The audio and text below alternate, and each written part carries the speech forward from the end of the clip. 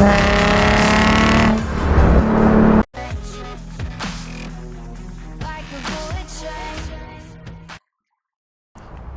begin. So the very first thing you're going to need is a 22mm socket.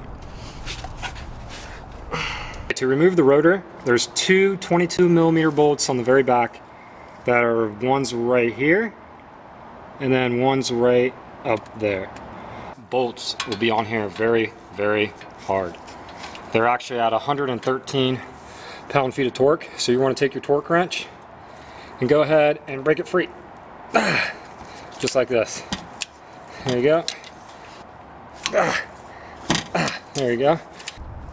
Once the 22mm bolts are removed from the back, you're going to want a bungee cord to hold this whole assembly before pulling the rotor off. So let's go ahead and get these off. So let's take this bungee cord.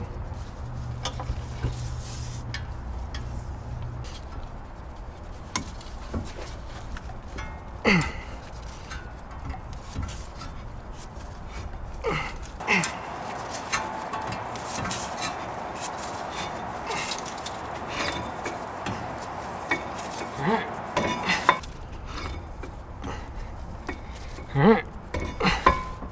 Now you're going to want to secure this with a bungee cord.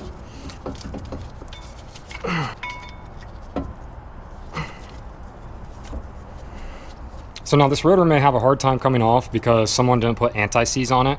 Actually, I never put anti-seize on the back of this because I actually enjoy taking the hammer and kind of letting a little aggression out and just giving it a couple little wham-whams. And you see, just like that, it comes off.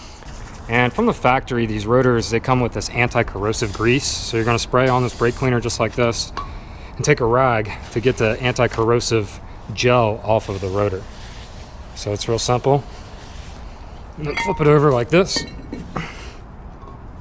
going to spray the back. Take a little rag, wipe it off. So go ahead and take this off the hook out of this assembly. Off the caliper, I should say, off the caliper assembly. I'm going to go ahead and just put it back. Oh, we want to remove the brake pads. Just remove this one. And we'll use this one to push back in the caliper, actually, the piston inside of it.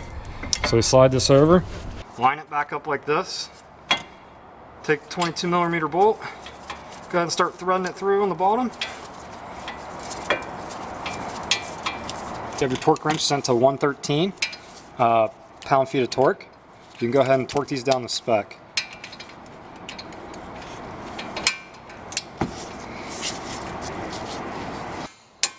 There we go. Jeez, that's a lot. Yep. And that's it. Okay, nice little trick to go ahead and push these pistons and the caliper back in is you're going to take the old brake pad. You're going to place it just like this. You're going to take your C-clamp and you're just going to start pushing on the C-clamp like this. Hold on here. Okay, so remove the C-clamp once you've pushed both pistons back in. They both have to be pushed in as far as they will go. You're going to go ahead and we're going to lubricate the pins. The pins are these that come out like this. We're going to make sure we take these on the ground. You're going to pull both out and you're going to take some of your lubricant right here and we're going to lubricate the guides here and the actual guide pen itself. So let's go ahead and do that. So let's wipe off any of the old grease on this.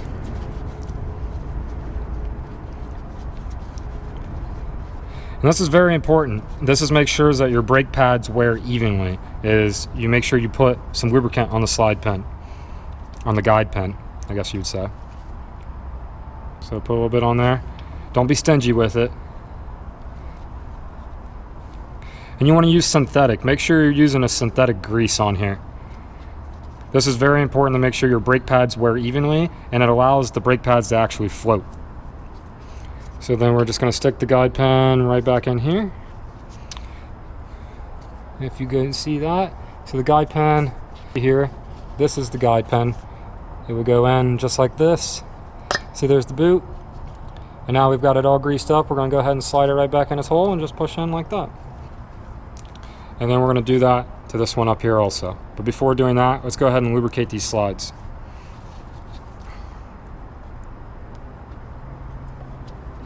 Stick a little bit of grease right here.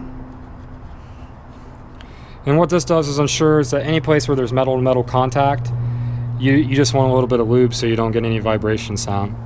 So you put it back here too, and put a little bit back here. Once we've lubricated the guide pins and the guides, now it's time to go ahead and put the brake pads in. So they just slide in here just like this. Nothing really to it.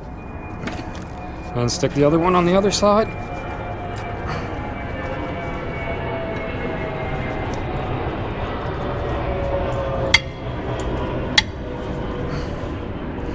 And then you just take the caliper, and it's just going to swing on down like this.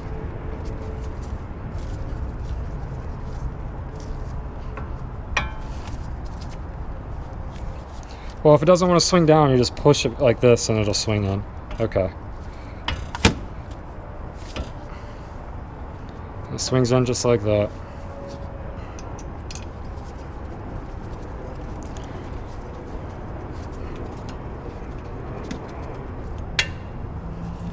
Alright, and remove this back a little bit, and then easily pull this slide pin out, just like this. Wipe the old grease off of it.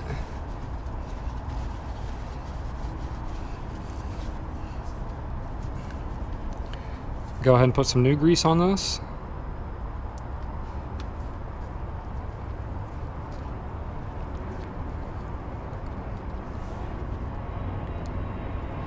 Putting a good bit on here, because it can't hurt. Alright, and then you're going to go ahead and just push her back in. The old guide pin, just like that. And then once that's in place, you're going to go ahead and take the 14mm bolt, screw this right back in. Nothing to it. Changing your brakes yourself, it's pretty universal. It's anywhere from $500 to $1,000. So I just got done doing my girlfriend's BMW, and I took it for a quote for all 4 new rotors and brakes. They wanted $1,000. The reason I had to go do the quote is my girlfriend didn't believe me how much money I was saving her. So once she saw how much money I was saving her, she was really, really happy. Okay, and we torqued these down to 113. You're gonna, so 20 foot-pounds. So that's not very much at all.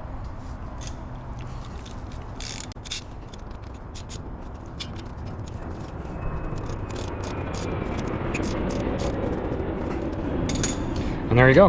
And there's the installation of brand new brake pads, brand new rotor, and you're complete on the front brakes. And the rear brakes are basically the exact same.